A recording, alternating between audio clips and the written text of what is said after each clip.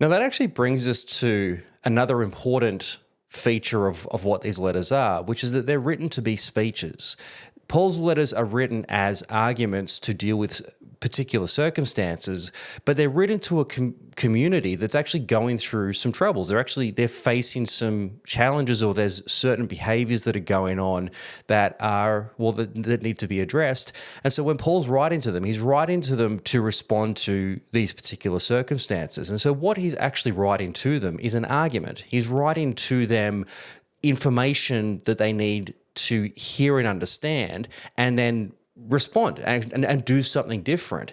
Now, the problem with writing a letter is that most people can't read it. About 10% of the population was literate. So Paul could send these letters and say, pass them around and everybody have a read. That's a useless tactic because most people can't read to begin with. So what they need, or the way that they need to be communicated, is they need to be read aloud. So when Paul writes a letter, what he's actually writing is a speech, which in part is why they're so long. These are extraordinarily long letters, but they're written as these very well-constructed arguments. And it's a key thing to remember when we're reading Paul's letters, is that they're not meant to be read piecemeal. They didn't have the chapters and verses in the original form. All they were was just one long argument. And so in order to understand, say, Romans 15, you have to understand Romans 1, because all of it works together. When we read when we read Philippians 4, we can only make sense of Philippians 4 if we understand Philippians 1. They're written to be read aloud, and they're written to be heard by the audience over a period of time, over whatever time it takes to actually read them out. So they're written to be speeches, they're written to be read aloud. And so when these letters are first delivered to the churches, they're delivered by somebody who is probably somebody who's actually been involved in the writing of them, but certainly somebody who's familiar with the content, who then goes to the church and delivers them as a sermon.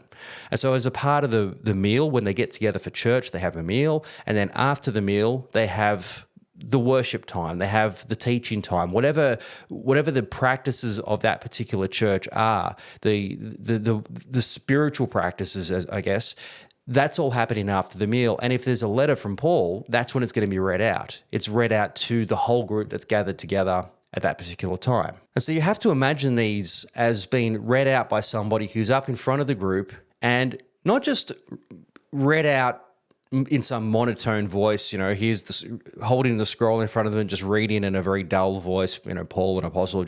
No, they weren't read in that way. These would have been performed. The person reading it out would have been a trained orator, or certainly somebody who, one can read, which in and of itself is a skill, which would lend itself to the ability to be able to speak as well.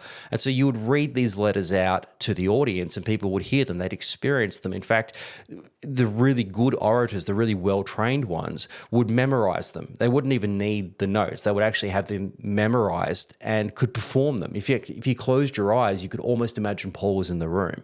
And so these are very engaging letters and very engaging activities that are happening, that people are really experiencing them. In fact, this is how really all reading was done. The idea of quietly reading the words off a sheet of papyrus, that actually wasn't as common as having somebody read out for you. So the practice of reading is to actually hear us, to experience whatever it is that you're reading, or whatever it is you're engaging with. In fact, if you're a wealthy person, you've probably got a slave who can do that for you. Somebody who's trained, maybe you've actually trained them to be literate, who can then read out for you whatever correspondence. And so that's actually the preferred way to get information. Remember, this is still an oral culture.